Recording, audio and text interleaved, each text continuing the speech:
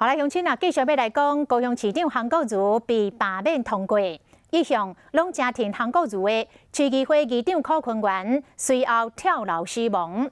讲柯坤元跳楼进前有甲太太讲，社会遮尔啊无是非，我咧有啥物意思咧？然后到伫太太越线接电话时阵，悲剧就发生了。早起灵堂设置完成，哪里嘅议员拢去悼念。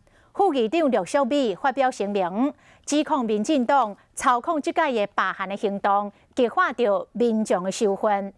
市长韩国瑜早起嘛来到灵堂念香，随后撇开媒体，为边仔门快速来离开。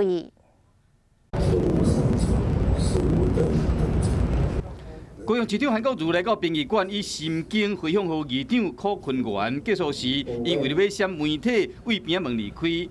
国民党团嘛由副议长陆淑美带队来致意，陆淑美现场嘛发表声明。对于民进党撕裂民心、造成社会动荡不安的做法，我们表达最严厉的谴责。随后，民进党团的总调韩树春嘛带所有共党支持员来悼念。议长行事风格也是讲情讲义啦，有情有义啦。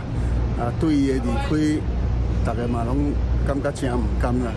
面对高雄市长被罢免，议长嘛坠楼身亡，罢免后的高雄真无安定。市民希望讲一切赶紧结束，好市政回归正常。